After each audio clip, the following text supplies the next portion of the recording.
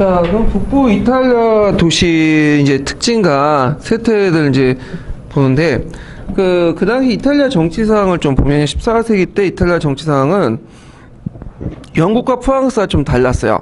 영국과 프랑스는 그 당시 이제 집권적 통일 국가가 성립이 돼 있었죠. 근데 이탈리아 같은 경우에는 정치적으로 상당히 분열돼 있었는데, 자, 정치적 상황을 보면요, 북부는 여러 공화가 등이 있어요. 도시국가. 그래서 이제 우리가 알고 있는 핀란체라든지 이런 그 베네치아 이런 도시국가들이 존재를 하고 있었고, 그다음 중부 같은 경우에는 교황령이 있었고요. 그다음에 남부 지역은 그 나폴리 왕국, 그러니까 양 시칠리아 왕국이 있었죠. 이런 이제 분열 상황이 있었는데, 이 당시 이제 그 이렇게 분열되고 대립되고 외국 세력들이 또 개입되고 영국과 프랑스와 독일이 이렇게 개입을 하고 있고, 그러다 보니까 이제 그 이탈리아 내에서는 강력한 전제 군주제를 원하는 사람들이 등장을 했어요. 그래서 내부적으로 이렇게 계층 간의 분열, 그다음에 외부적으로 이제 프랑스와 독일 이런 세력들이 이제 침입. 그래서 이런 걸 극복할 수 있는 강력한 군주가 등장하길 원했고, 그래서 그 북부의 이탈리아 도시 국가에서는 이걸 바탕으로 여러 참주들이 등장을 하게 되죠. 그래서 대표적인 게 이제 필렌체란 게 있죠. 필렌체는 메디친가가 등장을 했고, 밀라노 같은 경우에는 이제 그 용병대장이 이제 정권을 장악해서 스포르자 가문이 등장을 하죠. 자, 그래서 이런 것들을 바탕으로 해서 이런 그 요구들이 또 15세기 마키아벨리의 군주론에 등장해요. 군주론에 보면 강력한 왕권을 이제 바라는 내용들이 들어가 있거든요. 자, 그러면 각 지역별의 정치 상황을 좀 보면요. 그 당시 북부는 여러 도시 국가들이 존재하고 있었는데, 오히려 이 도시 국가들은 우리가 생각한 중세 봉건 국가가 아니에요. 그 도시 국가는 하나하나가 중앙 집권화된 국가들이죠. 그러니까 전국시대 때 그 전국의 여러 나라들 있죠. 연나라, 제나라, 진나라 이런 나라들이 이제 개별적인 하나하나의 독립국가고 중앙 집권적 국가처럼 이런 것들은 봉건 국가가 아니라 중앙 집권적 어떤 국가다, 이렇게 기억을 해두시면 되고, 자, 남부 같은 경우 양시칠리아 왕국이 있었는데, 이 양시칠리아 왕국을 둘러싸고 그 당시 그 프랑스계 앙주가하고 스페인의 아라곤가가 서로 싸우고 있었어요. 그러다 보니까 이 나폴리 왕국은 그 봉건적 색채가 농후하고 어떤 인문주의적 어떤 문해 활동이 활발하지 못했다는 거, 정치가 너무 불안하다 보니까. 자, 이런 특징들을 가지고 있다는 걸 좀 보시면 되고, 그럼 여기에서 살펴볼 게 뭐냐 하면 북부죠. 북부 이탈리아 도시, 이탈리아 르네상스의 근거가 북부니까 북부의 여러 도시 국가들 특징을 좀 살펴볼게요. 자, 그럼 먼저 살펴볼 나라가 필렌체인데, 필렌체는 어디에 있는 거냐면 토스카나 평원에 있는 국가예요.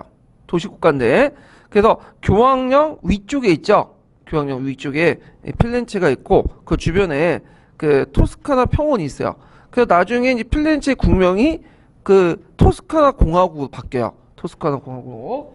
자, 필렌체는 이제 그 공화국의 이제 특징을 갖고 있는데, 고도의 문화를 가지고 있고 지식과 학문의 중심이지만 정치적 불완전해요. 예.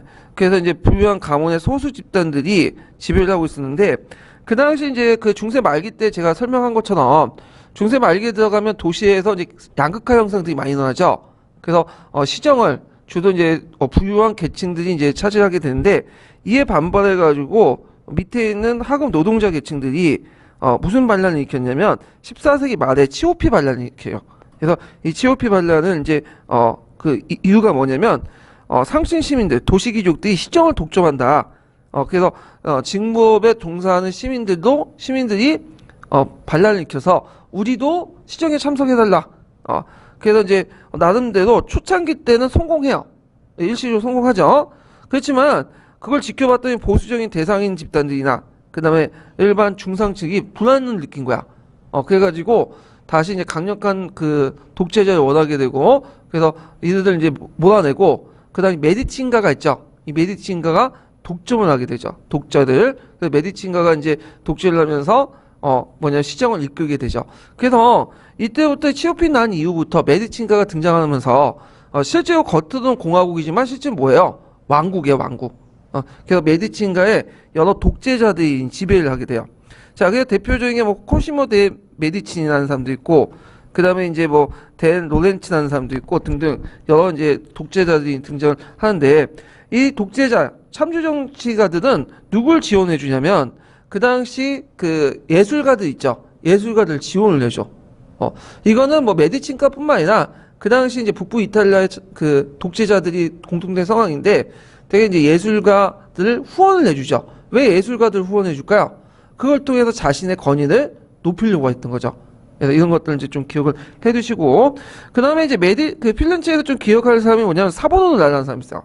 이 사보노라는 대표적인 신비주의자인데 이 사람은 이제 그 메디친가를 잠시 몰아내고 그 신정 정치를 하게 돼요. 그렇지만 이제 그 프랑스의 샤를 8세의 7공을 받고 추방했는데 그 샤보노라가 다시 이제 추방하고 나서 메디친가가 재집권하게 돼요. 그리고 국명을 뭘로 바뀌냐면 토스카나 공화국으로 계칭을 하죠. 토스카나 공화국으로. 자, 그 다음에 이제 베네치아를 보죠. 베네치아. 이 베네치아는 통치하는 영역이 어디냐면 저쪽은 이제 뭐냐면 달마티아 연안 있죠. 달마티아 개로 유명한 강아지로 유명한 그 베네치아는 베네치아뿐만 아니라 그 유고 쪽으로 연결된 달마티아 지역까지 통치했던 큰 도시 국가거든요. 그래서 이 베네치아는 주로 이제 고전이나 문해 후원은 주로 안 하고 상업에 치중했어요. 주로 장사하는데 치중했고 상대적으로 다른 도시 국가보다도 좀 안정돼 있어 이 나라는. 그래갖고 이제 정치적 안정이 유지됐고 그다음 군주제, 가두제, 민주주의 원리가 반영된 혼합 정치 체제를 가지고 있다. 그 다음에 이제 가두제 공화국이었고요. 겉으로는 공화국이지만 실질적으로 몇 개 소수 가문들이 통치하는 가두 정치 체제였다. 이렇게 좀 기억을 해두시면 돼요. 그래서 이 그 베네치아 공화국의 그 뭐냐면 특징들 정치 구조가 예전에 시험 문제 나왔죠. 그래서 이제 보면 형식적으로 누가 있냐면 총독이 있어요. 통령이라고 하는 총독이 있는데 이 사람은 대회의에서 선출되지만 실질적으로 뭐예요? 형식적인 거예요. 형식적인 식이고 그 다음에 이제 그 밑에 대의와 원료원이 있고요. 그래서 대의에서는 입법기구, 법률, 심의, 집행을 하고 그 다음 원료원은 행정집행기구고요. 실제 이제 정치는 어디에서 하냐면 공안위원회라고 하는 시민위원회에서 해요. 주로 이제 그 몇 개 가문들, 신귀족들이 구귀족들 반란을 처벌할 목적으로 설치했고 몇 개 그 가문들에 의해서 시민위원회가 그 설치되고 여기에서 실질적으로 정치를 한다는 거야. 그러면 여기에서 이제 볼 수 있듯이 자 통령이 있다는 것은 뭘 반영할까요? 군주제 요소가 있죠. 군주제. 그 다음에 대의회나 원로원 같은 경우에는 민주적 요소가 있죠. 예, 근데 시민위원회는 가두제 요소가 있어요. 이렇게 이제 민주제, 군주제, 가두제 같은 여러 그 요소들이 같이 반영돼 있다 정치 구조에. 자, 그 다음에 이제 그 베네치아는 15세기 초 파도바를 점령하고 또 밀라노를 침입해가지고 그 롬바디아 평원을 일대를 장악하게 되죠. 자, 그 다음에 이제 그 보면 밀라노를 보죠. 밀라노.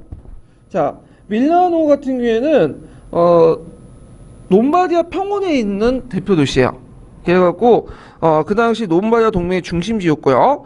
처음에는 공화국이었다가 나중에 이제 그 참교들이 등장하죠. 그래서 초창기 때는 용병대장이었던 처음에는 비스코티가가 이제 그 전제 정치를 하다가 13세기 후반에 그다음 암보루시아 공화국에 수입됐다가 나중에 용병대장이었던 프란체스코 스포르자가 정권을 차지해요. 그래서 비스코티가하고 스포르자 같은 그런 참주들이 등장해서 그 당시 밀라노를 지배를 하고 있었다. 이렇게 좀 기억을 해두시면 되는데, 자, 그 중에 이제 스포르자 같은 경우에는 전형적인 군주제도였고, 이 사람도 마찬가지로 학자나 문인들을 우대해가지고 여러 예술가들을 우대해줬어. 그래서 그걸 통해서 뭐냐면 자신의 어떤 권위를 높이려고 했다. 이렇게 이제 보시면 되겠죠. 자, 그 다음에 여기에서 보면 이제 르네상스 시대 국가 특징은 아까 얘기한 것처럼 중세 시대 때 봉건국가 아니에요. 이 봉국가하고 하나하나 도시국가는 근대적 중앙집권적 국가의 특징을 가지고 있다. 이렇게 좀 기억을 해두시면 될 것 같아요. 자, 그 다음에 이제 관련된 내용을 이제 그 형사평가에서 풀어볼게요. 207페이지 펴보세요.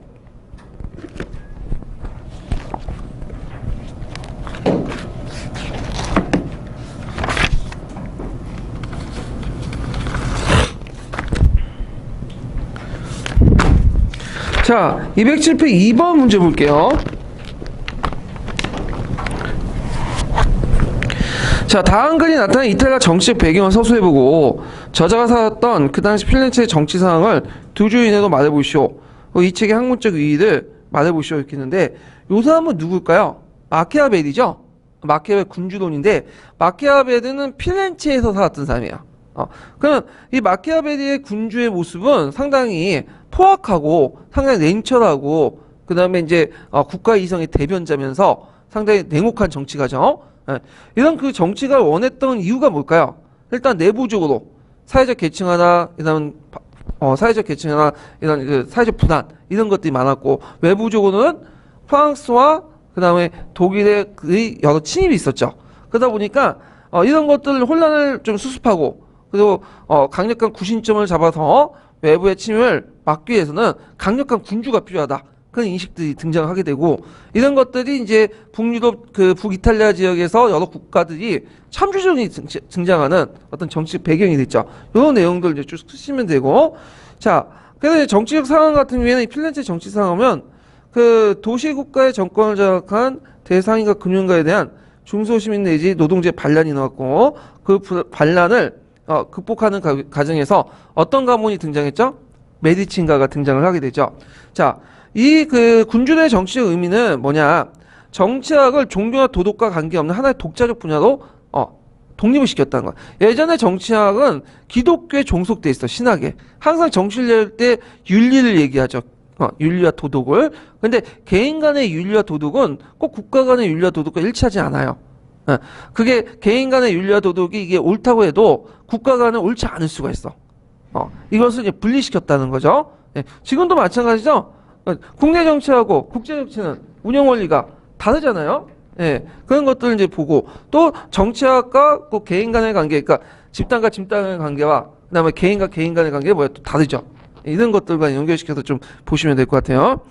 자, 그 다음에 216페이지 펴보세요. 216페이지.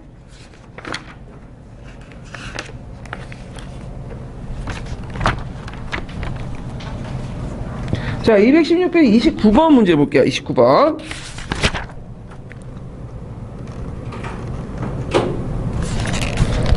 자, 가의 가문을 말해보고 미추신 학회에서 활동했던 비잔티 출신의 신프라톤 철학자를 말해보시오. 그리고 당시 부유한 상인과 군주들이 문해 활동에 참여한 이유를 말해보시오. 중세 말에는 필렌체는 그 지중해 무역의 중심지로 동방무역, 모직물 산업, 금융업으로 번영을 두었는데 이러한 필렌체를 지배하는 가문은 어떤 가문이었죠? 메디치 가문이었죠. 메디치 가문. 그 다음에 이때 이제 신프라톤 철학이 들어왔는데 코시모 메디친이라는 사람이 있어요. 이거는 메디치 가문의 참주인데 이 사람이 플라톤 아카데미를 세웠는데 자 이때 이제 고전 연구를 많이 했죠. 그래서 요때 대표적인 사람이 누구냐면 이게 그 금성 교과서에 나왔는데 크리솔로라스라는 사람이 있어요. 크리솔로라스. 예. 금성 교과서에 있어요. 한번 찾아서 보시고요. 그러면 이때 이제 그 군주들이 문해 활동에 참여한 이유가 뭘까요? 자신의 명예를 높이기 위한 거죠. 권위 높이고. 그러니까 가시욕이야 이제 일종의. 예. 그래가지고 이제 이런 것들 이제 했다. 이렇게 이제 보시면 되고요. 자, 그러면 예. 다음 테마 넘어가. 다음 테마. 자, 북유럽 르네상스 볼게요. 북유럽 르네상스.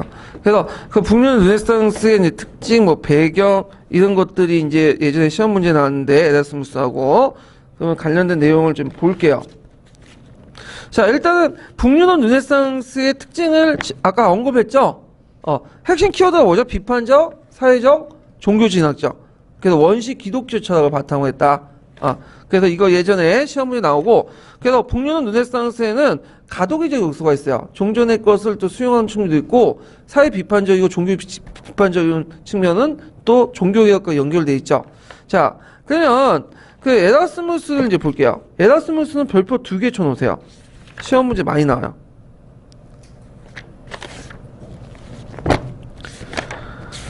자, 에라스무스는 그 뭐냐 이 사람은 네덜란드 사람이거든요. 네덜란드 사람이고 이 사람은 이제 어릴 때부터 그 당시 이제 그 어디에 있었냐면 공동생활 형제단이 있었어요. 그래서 이 공동생활 형제단이라는 것은 이제 예전 신비주의의 그 영향을 받은 그 종교 단체거든요. 그래서 이 단체에 영향을 받았고 좀 약간 카톨릭 비판적인 성격을 가지고 있다. 카톨릭 부정하진 않지만 비판적인 성격을 갖고 있다는 거. 자, 그리고 그 당시에 동시대 인물로 영국의 토마스 모어가 있었죠. 토마스 모어가 친구 관계야. 예. 그런 그 에라스무스의 업적들을 이제 좀 보면요. 그리스어로 신약 성경을 간행했다. 이게 상당히 중요한데, 예, 그리스어로 이제 신약 성경을 간행해서 라틴어의 오역을 시정했다. 이렇게 있거든요. 그래서 이제 그 그리스어라는 것은 이제 그 라틴어는 그 번역판이고 그리스 신약 성경은 원본이죠. 원본이에요. 그래서 그리스어의 신약 성경을 간행을 하고 거기에 라틴어 번역을 했어. 라틴어로. 예. 그래서 그리스 원본을 발행하고 그다음에 거기다가 라틴어의 해석판을 달았어요. 그게 왜 되게 중요하냐면 예전에 그 라틴어 성경판을 뭐라고 하죠? 불가타라고 하죠. 카톨릭에서는 지금도 사용하고 있는데 이거는 그 그리스 원본을 번역하는 과정에서 구약성서나 신약성을 번역하는 과정에서 누구의 뜻에 따라서 번역한 거예요? 카톨릭 입장에서 번역해. 그러니까 직역을 한 게 아니라 의역을 한 게 많아요. 의역을 한 게. 근데 이거는 자기가 직역을 한 거죠. 그래서 그리스 원판을 하고 다시 라틴어 성경판을 번역을 한 거죠. 그러면 나중에 이제 뭐냐면 종교개혁을 하는 사람들이 자국어 성경책을 이제 번역할 때 이 판을 원판으로 해가지고 다시 재번역을 해요. 예. 그래서 종전의 불가타 성경판이 아니라 요 판을 기준으로 해가지고 뭐냐면 자국어로 다시 번역을 하는 거죠. 예. 그래서 상당히 의미가 있다. 그래서 라틴어 성경판이 가지고 있었던 오역을 시정을 했다는 거죠. 그래서 이제 이게 나중에 자국어 성경의 그 자국어 성경의 번역의 기초를 이뤘다. 꼭 기억을 해두세요. 그리고 종교개혁에 영향을 줬고. 그 다음에 이 사람이 쓴 좀 유명한 작품 중에 하나가 우신예창이죠. 우신예창. 요때 우신이라는 건 뭐냐면 어리석은 신이야. 그래서 이 어리석은 그 신을 통해, 그 치유를 통해, 우신을 통해서 그 당시 사회와 교회의 위선을 비판한 내용이죠.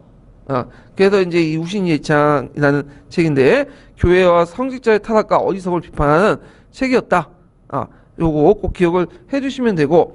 그래서 이 사람이 이제 반종교적, 반카톨릭적 성향을 보이니까 그의 영향을 받았던 사람이 누구냐면 뉴터예요. 뉴터. 근데 뉴터하고 에라스무스는 좀 차이가 있어요. 아까 얘기했죠. 뉴터는 교회 밖에서 하는 사람이고 카톨릭 밖에서 새로운 교회를 만들려고 했던 사람이고 그리고 에라스무스는 뭐죠?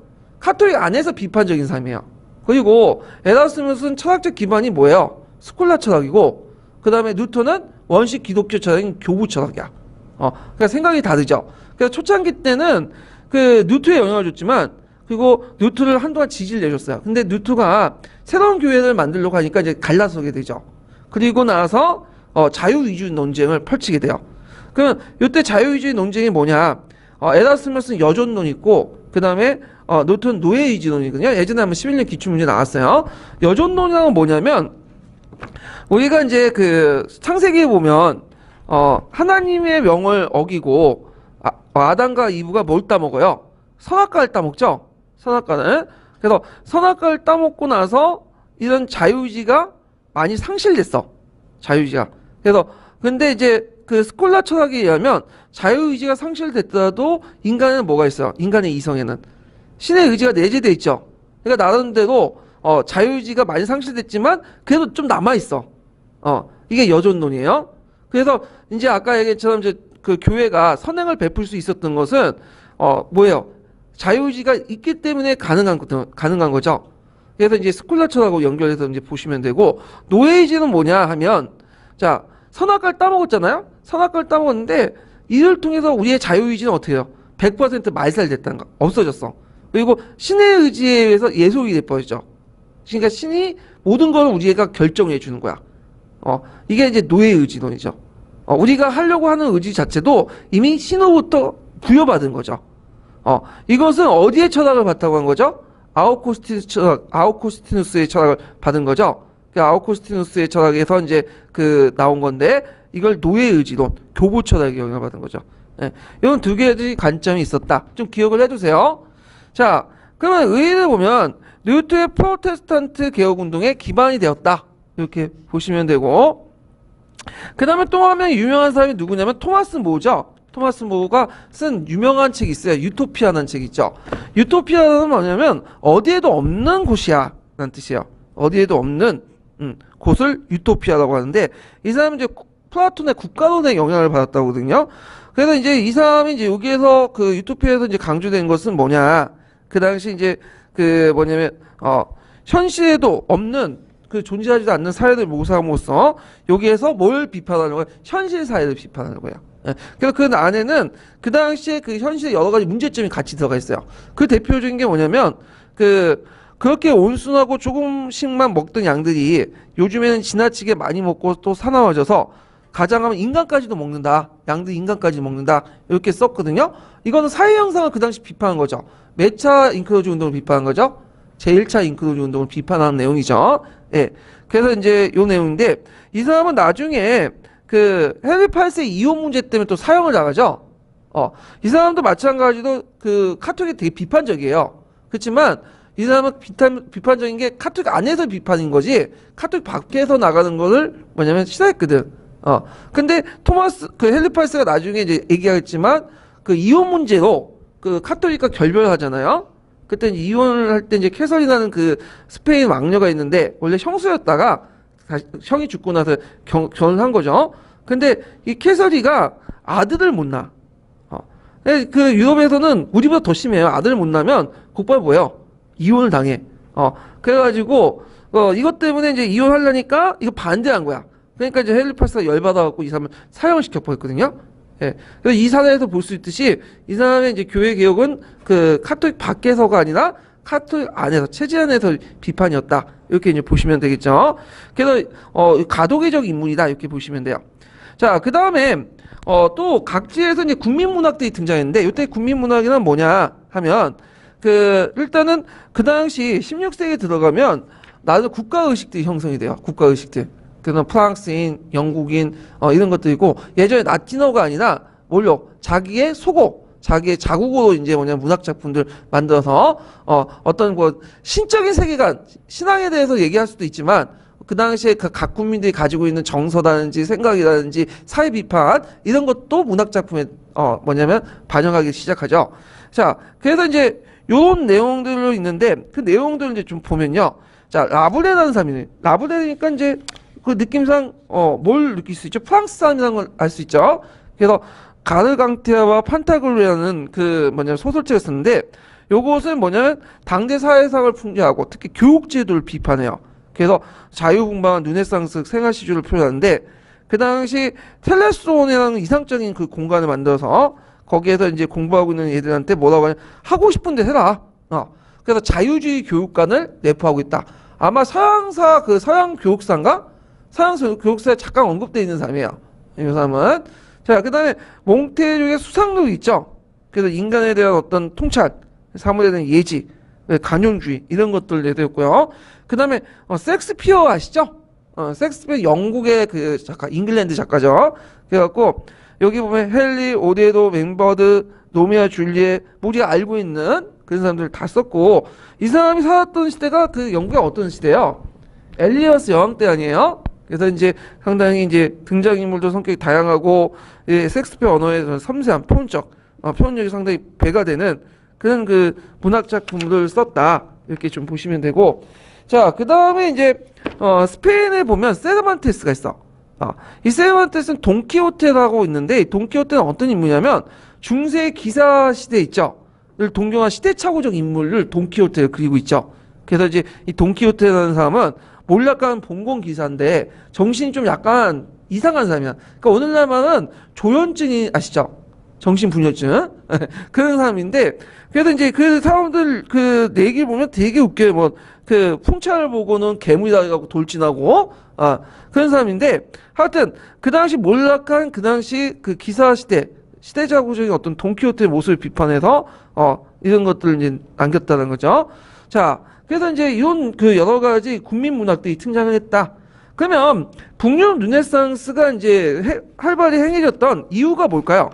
이거는 그건 이탈리아 르네상스의 몰락 원인하고 같이 연결시켜 보시면 되겠죠.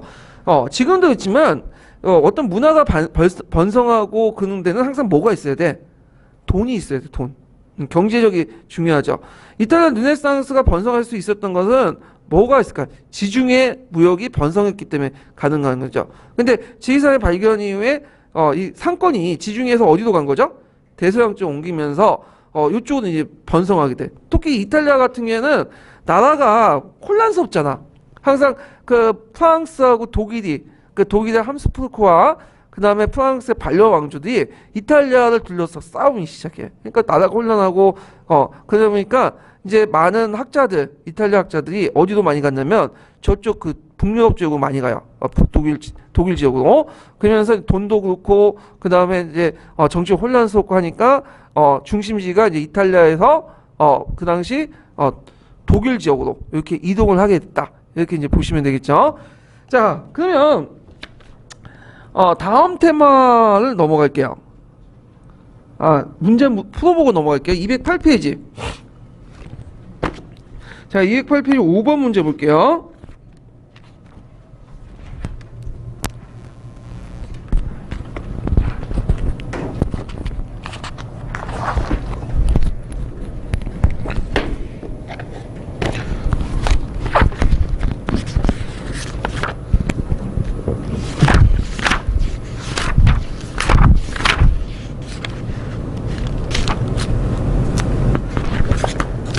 자, 다음 기획과 다른 이탈리아 르네상스 특징을 한 줄에 대해 서술해보고 니은의 의미는 무엇인지 써보시오. 자, 북유럽 인문주의자들은 초기 기독교 연구를 통해서 현실 사회 교회 비판하는 등 개혁적 성격을 띠고 있다. 각국에는 국민문학이 발달했다. 자, 요때 이탈리아 르네상스의 특징은 뭘 써야 될까요? 아까 지금 것처럼 심미적, 그 다음에 문해지향적, 그 다음 기족적 이런 것들 이제 하고 쓰면 되죠. 근데 요거 내용은 좀 약간 이것도 포함되긴 하겠네요. 예. 그런데 서양사 개론에 있는 내용이나 뭐 세계 문화사에 있는 내용도 좀 쓰시면 되고, 그 다음 국민문학이라는 것은 중세 문학작품 쓸 땐 라틴어 썼죠. 물론 속어로 쓰긴 썼지만 라틴어를 좀 많이 썼고, 그렇지만 자국어를 쓰기 시작해. 자국어로. 그래서 자국민의 어떤 감정, 민족적 감정이나 이런 표현, 사회 문제 이런 것들을 많이 다뤘죠. 신적인 세계도 많이 다뤘지만 어떤 신앙에 관련된 것도 있지만 이런 자국민의 이런 일상생활이나 그 다음 사회상 이런 것들을 많이 다뤘다. 이렇게 좀 기억을 해주시면 되고요. 자, 그 다음에 다음 테마 넘어갈게요. 루터의 사상과 독일 정쟁, 독일 농민 정쟁 보자. 루터는 시험 문제 은근히 많이 나와요. 이 사람이 칼뱅보다 이명에서 루터가 되게 강조되거든요. 자, 그러면 루터의 이제 그 사상을 이제 좀 볼게요.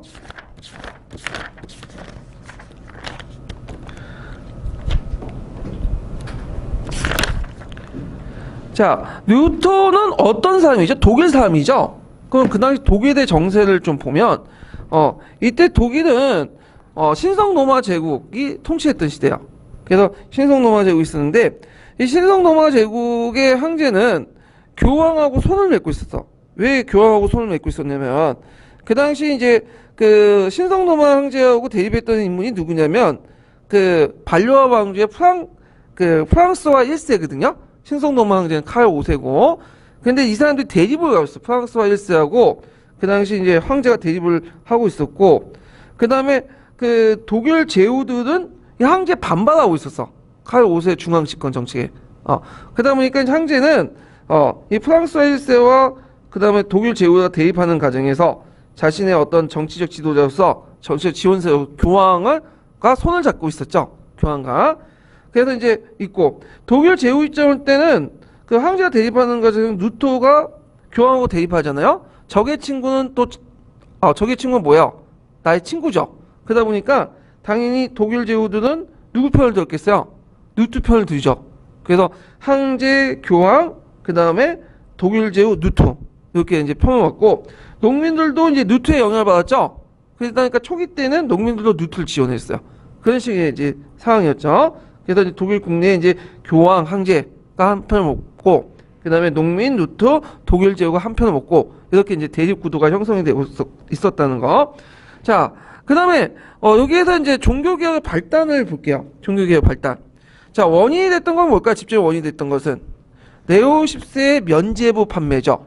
근데 이 면제부라는 말을 이제 쓰고 있는데 엄밀히 말하면 요즘에는 좀 바뀌었더라고. 책마다 좀 다른데 면별부로 이렇게 바뀌었어요. 면별부 용어가.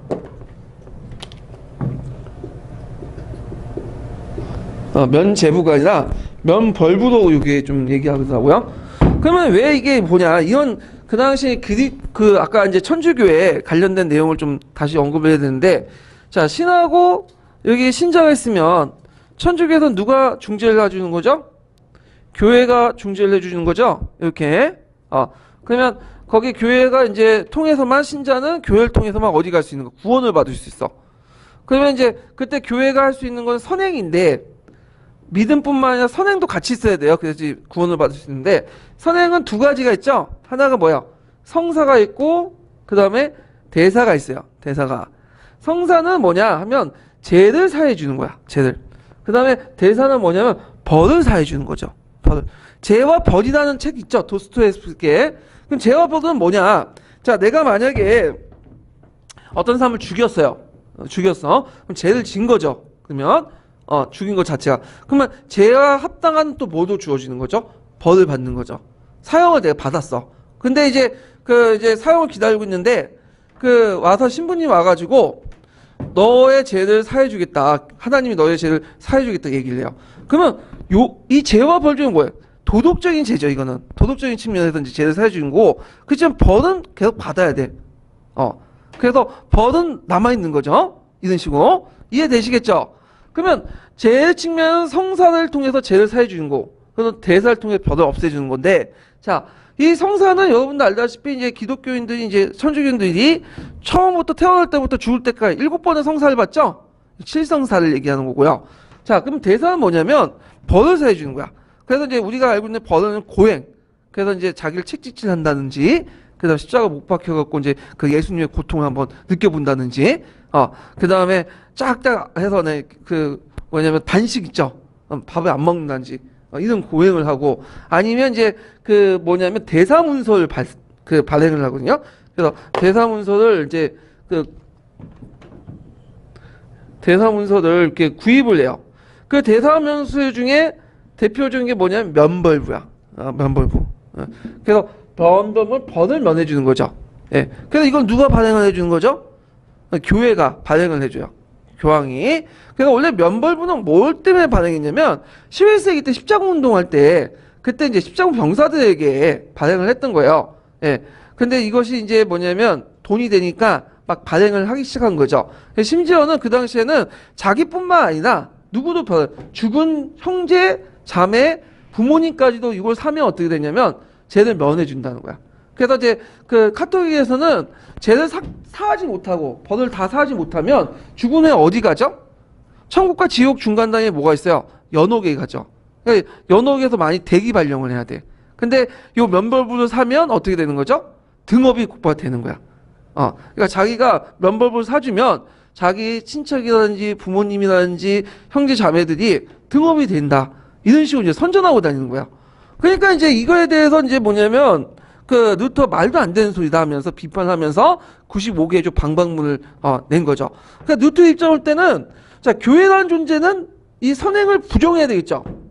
선행이 있으니까 이런 것도 이제 발행하고 하잖아. 그래서 처음에는 카톨릭 교회 안에서 막 방박하려고 하니까 이게 안 되는 거야. 이런 교회의 어떤 선행을 인정해야 되고, 선행을 인정하면 당연히 뭐도 인정해줘야 돼. 면별부 판매도 인정해 주는 거죠. 그러니까 이제 안 되겠다. 그래서 교회의 논리를 벗어나서 교부처라고 다시 돌아가지고 교회를 부정하고 신자와 신의 직접적인 어떤 것들 교섭, 그리고 성경만이, 하나님의 은총만이 구원을 받을 수 있는 근거가 되지 교회의 선행은 아니다 하면서 부정을 하게 되는 거죠.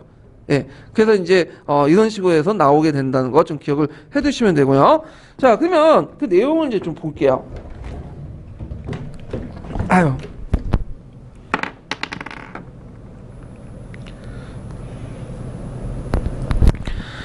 자, 그래서 이제 면벌부 판매 부당성을 비판하고 이걸 이제 독일어로 인쇄해갖고 널리 배포하죠. 그래서 독일어 배포해서 널리 배포하면서 민중적 기반을 확보했는데, 자, 이때 이 사람이 이제 그 95개의 조 방방문을 냈던 곳이 어딜까요? 비텐베르크예요. 비텐베르크. 왜 얘기를 하냐면, 그 예전에 시험문에 나왔어. 비텐베르크 부분에 대해서. 예, 비텐베르크에서 이제 그 비텐베르크 대학에서 이제 했는데, 자, 그래서 이제 이렇게 하니까 이거에 대해서 이제 교황과 교회가 이제 뭐냐면 반박하게 되고, 그 당시 나이프친이 대논쟁을 하게 되죠.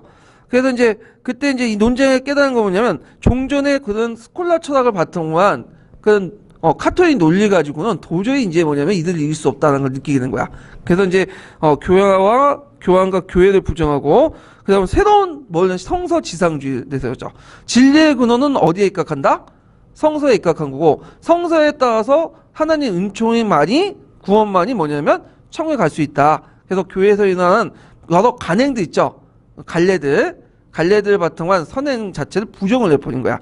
자, 그래서 이제 교황과 황제가 탄압을 해요. 아까 얘기한 것처럼 교황과 황제가 한편이라고 했죠? 그 당시에는 탄압을 하고, 그리고 교황이 뉴턴을 파문해요. 파문한다는 건 중세시대 때 이 사람의 죽은 후에 천국 못 간다는 의미도 있지만, 그 당시에는 법의 보호도 받지 못한다는 의미도 있거든요. 그래서 뉴턴을 죽여도 사법적인 어떤 처벌을 안 받아. 그러니까 이제 위험을 하니까 그 당시 작생공 밑으로 들어가죠. 피신에 들어가고, 그래서 이제 이 작생공 밑에서 이제 뭐냐면 보호를 받는 과정에서 독일어 성경책을 이제 발간을 하게 되고, 그리고 자신의 어떤 그 논리들 정비를 하기 시작하죠. 그래갖고 이제 뭐 독일 국민의 기족의 고함이라든지 교회의 바빌론 뉴스, 그리스도 자유 이런 책들을 통해서 자신의 논리 교리를 정비를 하고, 그리고 나서 이제 뉴트파를 조직을 하게 되는 거죠.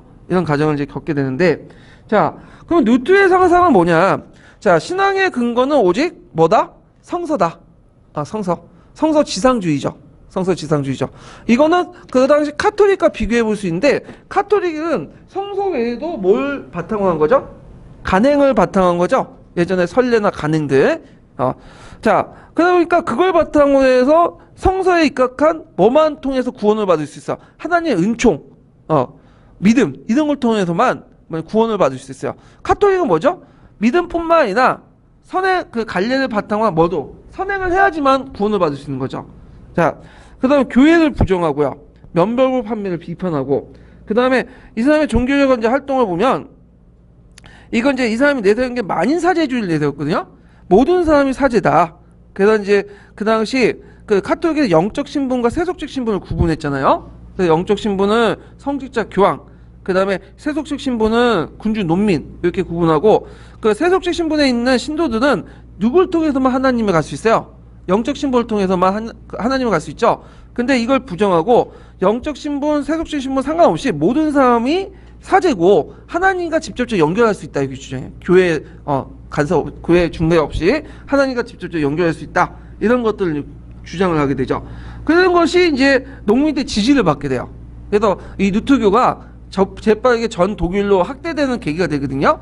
근데 농민들은 어떤 생각을 갖고 있었냐면, 이거는 모든 사람이 평등하니까, 만인사제주의에 따라서 하나님 앞에 모든 사람이 다 사제고 평등하니까, 귀족이나 평민 또한 어떻게 돼요? 농민 또한 평등하고 계층도 없고 계급도 없다, 이렇게 생각을 한 식으로 받아들였는데, 이에 반해서 이건 그 당시 뉴턴은 그런 생각을 말한 게 아니죠. 이건 죽은 후에 영적인 세계에서 평등한 거야. 현실 세계에서는 그때 인정하되 그 신분이, 그러니까 군주하고 귀족들은 평등한 게 아니라 영적인 측면에서 평등한 거죠. 근데 그거에서 뉴턴은 저희 농민들은 뭐라고 생각한 거야? 그 영적인 측면이나 지금 현실적인 측면도 평등하다고 생각한 거야. 그런 측면이 좀 서로 간의 오해를 불러일으켜갖고 이제 나중에 대립 갈등을 일으키게 되는데, 자, 하여튼 신과 인간의 직접적인 대면적인 관계를 상당히 강조를 했다, 이렇게 보시면 될 것 같아요. 자, 그러면 신과 인간의 직접적인 대면적 관계를 확립을 통해서 어떤 것들이 있냐? 아까 말했처럼 선행을 구원의 근거로 금지시켰죠? 아까 얘기했지만 선행은 그다음 믿음을 통해서만 구원을 받을 수 있는데, 오직 뭐만을 통해서? 믿음을 통해서만 하죠. 그래서 선행은 두 가지가 있죠. 성사하고 뭐가 있어요? 대사가 있잖아요. 그래서 대사 중에 금식이나 순례나 뭐 성인 성모 숭배 다 대사와 관련된 거야. 그 다음에 성사가 남아있죠. 성사. 근데 이 사람은 좀 약간 칼뱅과 다른 게 뭐냐면 성사인데 다 금지하지 않고 두 가지는 인정해요. 성사는 두 가지 인정하는데 뭘 두 가지냐면 세례와 성찬은 인정해. 세례 성사하고 그러니까 성체 성사는 인정하죠. 세례 성사하고 성체 성사는 인정하는데 그거 나머지는 부정하죠. 이건 칼뱅하고 좀 다른 거예요. 그러니까 아마 이 사람이 이제 원래는 이 사람이 어떤 사람이었어요? 신부였잖아요. 그래서 그것 때문에 그런 것 같은데 세례 성사와 성차 성사만 인정하고 나머지는 다 부정하고요. 그 다음에 사제의 권위를 모두 부정하죠. 그 다음에 목자란 호칭과 성직자란 이제 견혼을 그러니까 사제다보다는 목자라고 칭하고 성직자 견혼을 인정한다. 그래서 이제 성직자 결혼도 인정하는데 이 사람 자체가 또 결혼했어요. 신부인데 원래 이제 신부에 벗어나갖고 결혼해갖고 누구하고 결혼했냐면 이게 뭐죠? 교회에 가보면 카톨릭 가보면 여자가 뭐다? 갑자기 신부가 있고 거기 여자 있죠? 수녀 맞아. 수녀하고 결혼했어. 수녀하고. 예. 그래서 수녀하고 결혼해갖고 아들, 딸 한 7명, 8명까지 낳았어요. 예. 그래서 되게 있는데, 그래서 이 사람이 초창기 사진 그림 보면 되게 말랐거든요? 그러니까 이 사람이 이제 신부 시절 때는 막 자기 죄를, 사한다고 해서 단식을 많이 했어. 이 사람이. 그래서 빼짝 말랐는데, 나중에 이제 결혼하고 사진을 그림을 보면 완전 뚱뚱이야. 그래갖고 나중에 이제 뚱뚱해가지고 나중에 그 사람 비난하는 사람은 뚱땡이 하면서 욕을 하고 있는데 하여튼 뭐 그때 결혼했고 그 다음에 이 사람이 또 이제 뭐냐면 독일어 예배를 권장했다. 라틴어 예배가 아니라 독일어 예배를 권장했다는 특징이라는 것 좀 기억을 해두시고요. 그러면 여기에서 좀 볼 게 뭐냐면 공채설이죠. 공채설은 이제 뭐와 관련된 거냐면 아까 얘기한 것처럼 이제 하채설의 반대 견해요. 하채설은 이제 성체성사할 때 그거 뭐야? 어떤 근거가 하죠? 빵과 포도주를 어떻게 해석한다고 했어요? 빵은 살, 그 다음에 포도주는 예수님의 피, 이런 식으로 화학적인 변화가 일어나서 빵이 살이 되고 그 다음 포도주가 피가 된다, 이런 식으로 얘기하죠. 근데 이 사람은 그걸 인정하지 않아. 뭘 얘기하면 공채설 주장하는 공채설은 뭐냐면 빵과 포도주가 뭐냐면 이거는 하나의 빵과 포도주고 공채설은 뭐냐면 빵과 포도주 함께 예수님의 살과 피도 같이 있다는 거야. 이게 무슨 말이냐? 공채는 같이 있다는 거야. 예를 들어 우리가 핸드폰이 있죠. 핸드폰이 있으면 핸드폰 케이스가 같이 있는 거죠. 이게 공채야. 그래서 빵과 포도주의 옆과 앞과 뒤가 같이 예수님의 살과 피가 있다는 거야. 그러니까 빵과 포도주와 살과 피가 아니라 이 핸드폰이 있으면 핸드폰 케이스가 있잖아요. 그 핸드폰 케이스가 일종의 살과 피라는 뜻이에요. 같이 있는 거지. 빵과 포도주가 살과 피가 아니라는 거죠. 이게 공채예요. 이해되시겠죠? 예. 근데 이에 반해서 나중에 이제 누구야? 칼뱅은 뭘 주장하냐면 성령 인체설 주장해요. 성령 임재설 주장하거든요. 성령 임재설은 뭐냐면 빵과 피는 물질이잖아요. 예. 빵하고 포도주나 그러니까 살하고 피는 인간의 하나님의 육체죠. 예수님의 육체잖아요. 육체가 임재됐다는 게 아니라 보면 성부, 성자, 성령 있죠. 성령이 임재됐다는 거야. 빵과 포도주에는. 예. 그러니까 육체적인 측면이 아니라 정신적인 성령이 임재돼 있다 이렇게 주장해요 또. 근데 쭈피크리라는 사람 있죠. 이 사람은 어떻게 상징이라고 보죠. 빵과 포도주는 그냥 예수님의 피와 살을 상징하는 그냥 표현이지. 이 자체가 뭐 살과 피가 아니다 이렇게 주장하죠. 그래서 대개 보면 이제 기독교 지금 개신교에서는 이걸 따르고 있죠. 상징설. 예. 그래서 개신교에서는 성체성사라고 안 해요. 이거를 뭐라고 해 이걸? 그냥 성찬식이야. 이건 성사가 아니라 식을 의미하는 거죠. 성찬식. 예. 그래서 저도 이제 어릴 때 교회를 많이 다녔는데 여기 성찬식 많이 했어요. 빵과 포도주 주고 원래 미성년자에게는 술 주는 게 아닌데 많이 먹었어요 그때. 그래서 이제 포도주 맛을 좀 즐겼는데, 요때는 성사의 의미가 아니라 뭐다? 그냥 의식의 의미예요. 그냥 의식의 의미. 자, 그래서 이제 이렇게 이제 있고요. 자, 그 다음에 여기 보면 노예의지도 아까 얘기했죠. 인간의 어떤 것은 무능력을 타락했다. 선악과 이후에. 그래갖고 의지가 상실됐다는 거야. 그리고 그렇기 때문에 인간의 의지는 어디에 종속돼 있죠? 예수에게 종속돼 있죠. 신의 의지에. 그래서 신이 모든 걸 결정해 주는 거야. 이것은 무슨 설이에요? 예정설이죠. 예정설. 그래서 우리가 보통 예정설을 칼뱅만 생각하는데 이미 뉴턴이나 저기 아우구스티누스부터 예정설이 있었긴 있었어요. 근데 체계화시킨 사람이 누구예요? 칼뱅이라고 보시면 돼. 칼뱅이라고. 자, 그래서 얘가 이전에 2011년 2차 기출문제 나왔고, 그 다음에 나이피치 논쟁 후에 이제 그 아른드 자신의 논리를 뭐냐면 정리를 했는데, 대표적인 독일 국민의 기족의 고함에서 성직자는 반드시 신성이 아니며, 그 다음 교황의 바벨론 유수에서는 교황과 성사제도를 공격했죠. 그래서 이제 다만 영사와 성체 성사만 인정을 했어요. 이건 좀 특이한 건데. 그 다음 그리스도의 자유에서는 이인설 주장이에요. 의인. 자, 여기 의인이라는 건 뭐냐면, 이제 이거는 로마서에 있는 내용인데, 의인이라는 것은 신의 의지를 받은 사람이라는 뜻이야. 선의 의지를 받은 사람은 의인이라고 해요. 그래서 구원이라는 것은 자기의 선행에 의해서만 구원을 받는 게 아니라, 선행을 위해서 구원을 받는 게 아니라 뭘 통해서? 구원이 예정된 사항을 통해서만 구원을 받는다는 거야. 그러니까 자기의 노력 필요 없어. 하나님이 이미 애가 태어나고 죽을 때부터 결정을 해갖고 예정을 했고, 그 사람들이 뭐냐면 구원을 받는 거다. 선행을 부정했죠. 선행을. 이게 누굴 부정한 거야? 대사와 그 성사가 중요하지 않다. 그거 없이도 구원을 받는 사람들 이미 다 구원을 받고 예정돼 있다. 이게 주장한 게 의인설이죠. 그래서 의인의 믿음으로 살리라는 로마서에 있는 내용이에요. 이거는 칼뱅도 마찬가지예요. 칼뱅도 뭐야? 자기가 태어날 때부터 뭐야? 얘는 천국에 갈 것이 지옥에 갈 것이 뭐죠? 이미 결정돼 있죠. 자기가 아무리 노력해도 상관없어. 그거는. 그래갖고 이렇게 하는 건데, 이런 것들은 이제 여러분도 마찬가지로 아무리 여러분도 노력을 해도 내가 하나님부터 교직의 사명을 안 받으면 어떻게 되는 거야? 절대 될 수가 없어. 진짜. 교직의 사명을 받은 것 자체가 이제 된 거죠. 예. 그래서 여러분들 아무리 노력해도 그건 노력이 여러분의 의지에 따라 노력하는 게 아니라 다 누가 내재됐기 때문에 그죠? 신의 의지를 내재시켜줬기 때문에 그래. 그래서 신의 의지에 따라 행해지는 거지. 이해하기 힘들겠죠, 좀. 예. 근데 교회에서는 그렇게 설명해요. 그래서 개신교 신자분한테 그런 얘기를 했더니 말도 안 된다는 소리라고 막 어떻게 신의 뜻도 있겠지만 자기의 의지도 필요하다고 이렇게 얘기를 하거든요. 다 거짓말이야. 다 누가 결정해 주는 거죠? 신이 결정해 주는. 그런 생각을 자체는 이단이거든.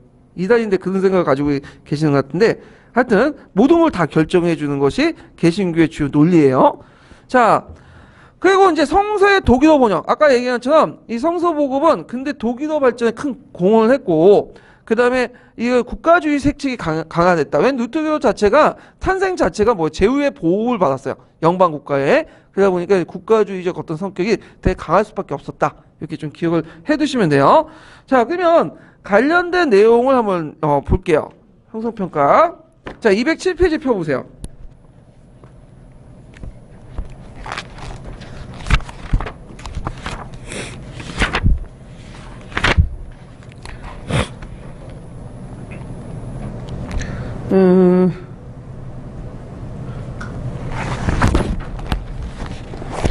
자, 그럼 3번 했나요, 제가? 안 했죠, 이거? 예. 이거 에라스무스 우신예창인데, 그 우신예창 주요 내용을 이제 쓰시면 되겠죠? 그래서, 교회 성직자의 위선과 타락을 풍자했고, 그 에라스무스의 그 개혁사상은, 그 당시 이제 그 스콜라 신학의 형식주의 비판하고, 수도 성직자의 계층의 부독성을 공격하고 그런 내용도 있는데, 주의할 건 형식주의를 비판했다 스콜라 철학을 부정한 건 아니라는 거죠. 예. 그걸 이제 볼 수 있는 것이 여전론 같은 거 있죠? 이 여전론 자체가 이제 스콜라 철학을 바탕으로 이제 얘기를 하는 거고. 자, 그 다음에 이제 볼 게 뭐냐면 208페이지 4번 문제 볼게요.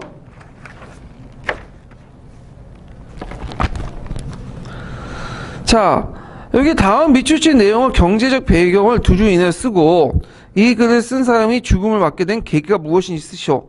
아주 조금밖에 먹지 않는 것이 보통 그 유수한 짐승 양이 이제 사나운 식욕을 갖게 되어 상한까지 먹어치웁니다.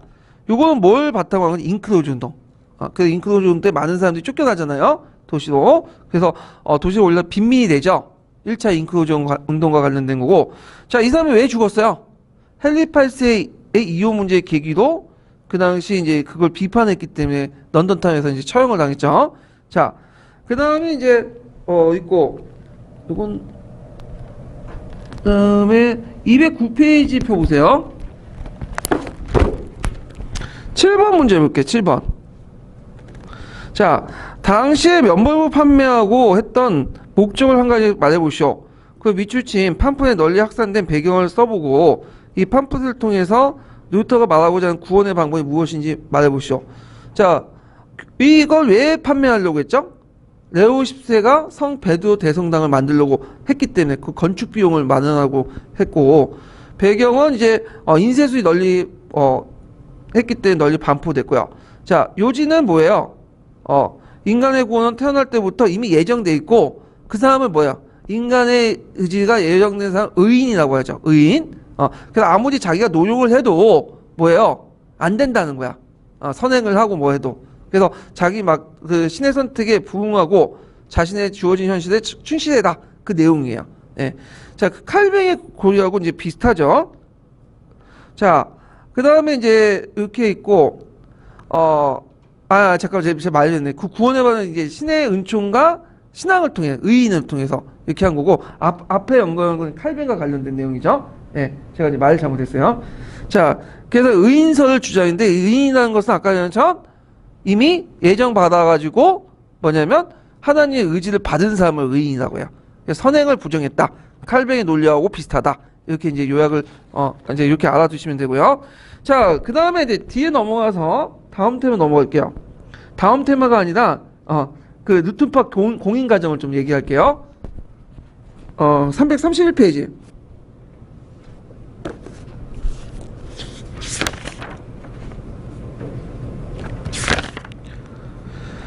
자, 그래서 뉴턴파가 이제 제후와 자치도시의 지원으로 성립됐는데, 이거는 그 당시 카를 5세 중앙집권 정책에 반발해갖고, 그 당시 이제 또 카톨릭 재산을 탐하려고 했던 제후와 자치도시의 지원을 받고 성립을 한 거예요. 뉴턴파가.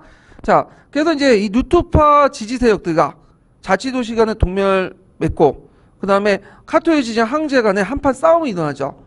그래서 이제 이 동맹을 뭐라고 하냐면 슈마카트 동맹이라고 해서 그 전쟁을 뭐라고 하냐면 슈마카트 전쟁이라고 해요. 결국에는 아우쿠스부르크 하이를 통해서 이제 타협을 하게 되죠. 자, 이게 아우쿠스부르크 하이가 뭐냐?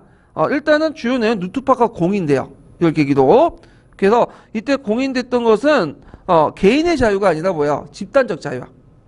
그래서 제후와 자치도시 중에 종교 선택권을 부여하고 그 집단적 선택을 통해서 뭐냐면 그 개인도 그 종교 선택해야 돼. 이건 하나의 왕국의 하나의 종교는 원칙이 반영이 되어 있는 거죠. 자, 그래서 개인의 자유는 인정받지 못했다는 거. 그 다음에 또 하나가 뭐냐면 이제 교회에 지배받지 않는 새로운 교회가 등장하죠. 이걸 이제 뭐라고 하냐? 프로테스탄트라고 해요. 프로테스탄트는 원래 의미가 뭐야? 저항하는 자라는 뜻이죠. 그래서 카톨릭 교회에 저항하는 자라 의미로서 이제 그런 호칭이 붙여져 있는데, 하여튼 이런 것도 있고요. 근데 여기 주의할 것은 뉴턴파는 인정받았지만 칼뱅파는 인정받았어요? 안 받았어요? 안 받았죠? 예. 그 다음에 여기는 안 나와있지만 신교들이 점거한 교회 재산을 신교의 기득권 인정하고 그냥 가지라고 이제 인정해 준 거죠. 예. 카톨릭 재산들을 기독교 재산으로 인정을 해줬다는 거 좀 기억을 해두시면 돼요. 예. 근데 나중에 이제 그 30년 전쟁이 일어난 원인 중에 하나가 뭐냐면, 요때 하위 내용 중에 신교들 점거한 교회 재산을 원래 카톨릭 교들에게 돌려줘라 하니까 신교들 반발했잖아요. 하나의 이제 일종의 30년 전 배경이 됐던 건데, 이런 것도 이제 좀 기억을 해두시면 될 것 같아요. 자, 그러면 그 뉴턴파는 주로 어디에 전파됐냐? 북부 독일, 덴마크, 노르웨이, 스웨덴, 북부 유럽에 이제 전파됐죠.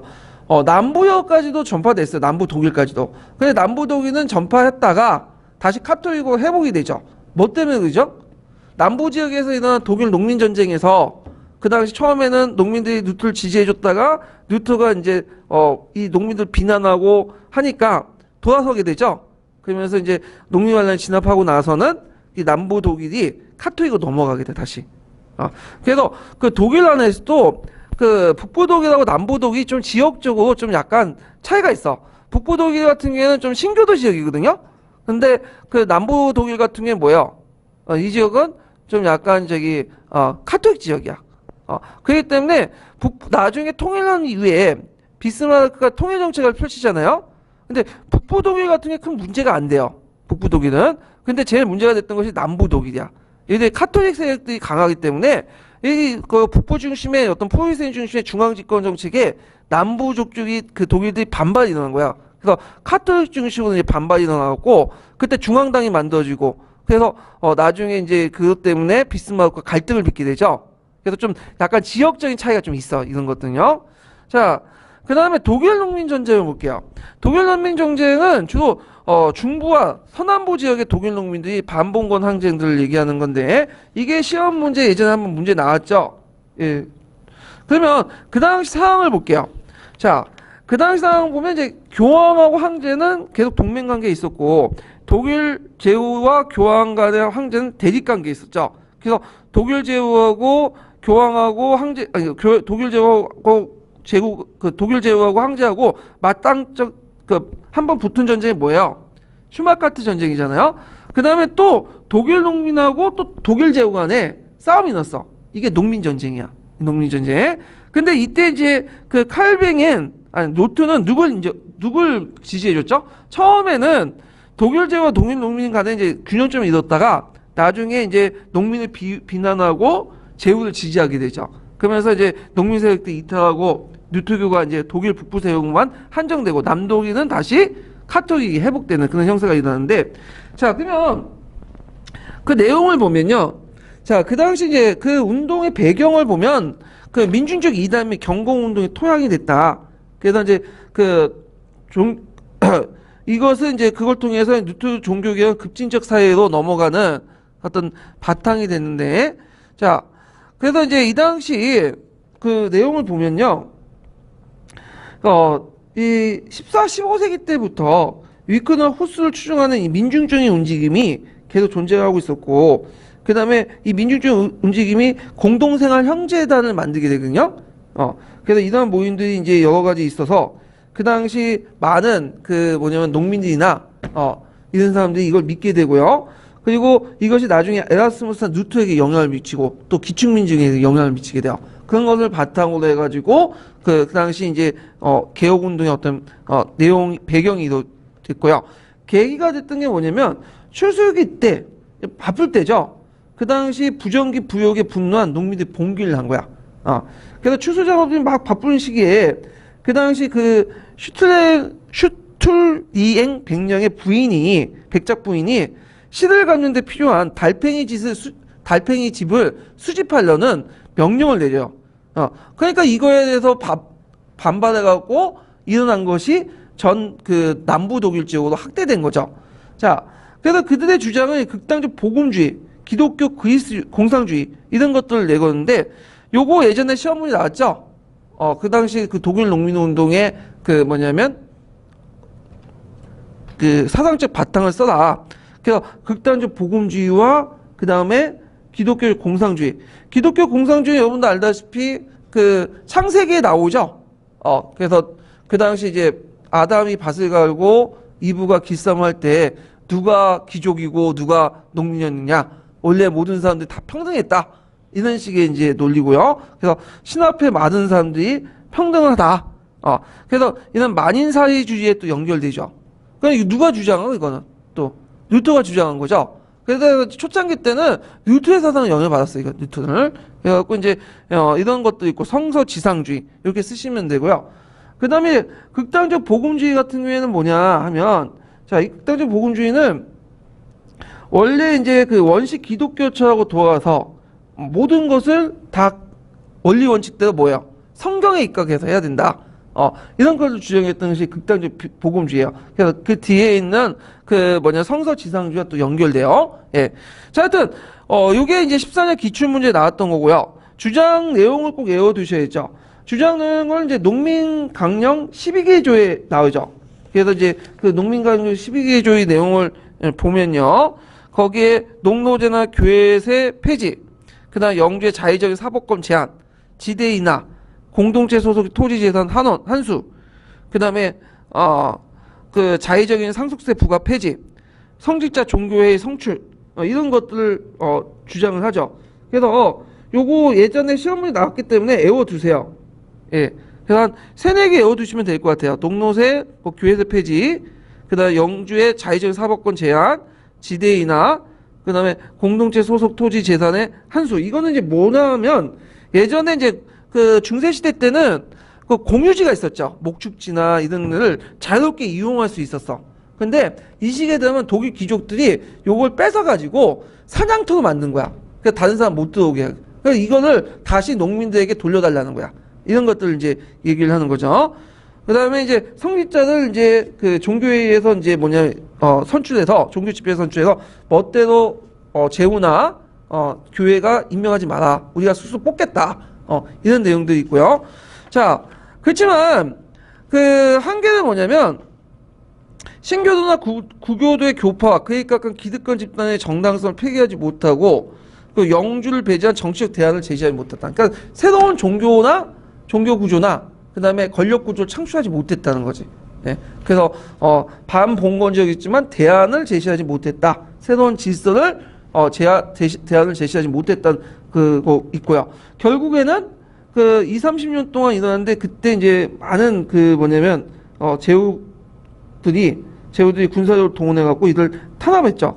한 20만에서 30만 정도의 농민군이 일어났지만 이들을 이제 거의 이제 탄압을 해서 그때 몇만 명이 죽으면 10만 명 정도 죽었다고 해요. 대규모 사육전을 펼쳤어. 그때 이제 루터도 같이 동참했죠.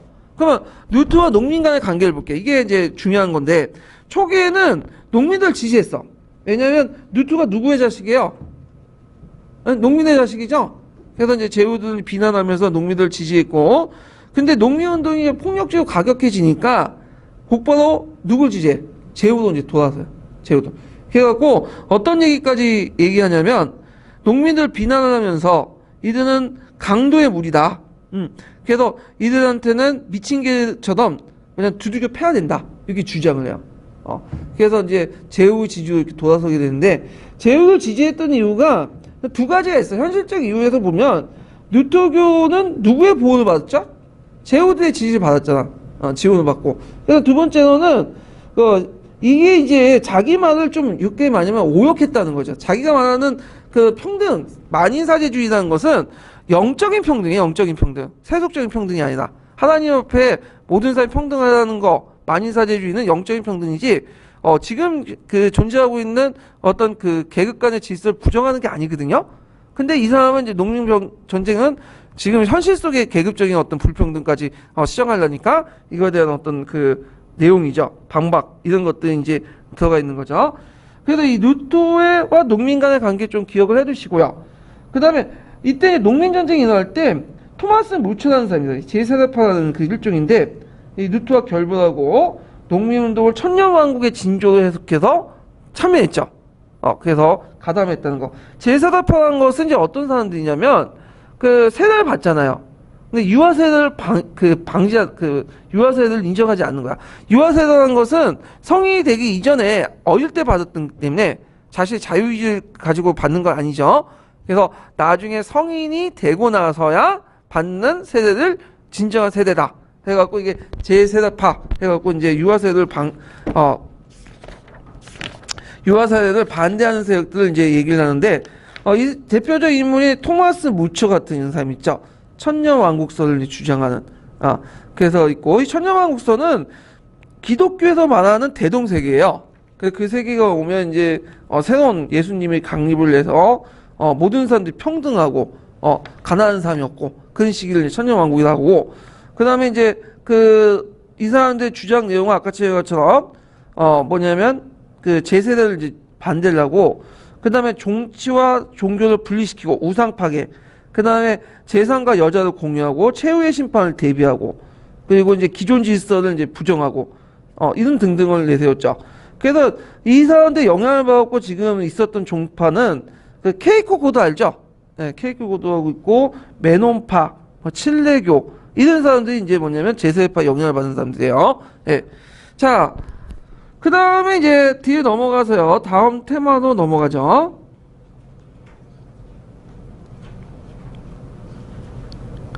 자, 신앙의 개척의 결과를 볼게요. 신앙의 개척 결과.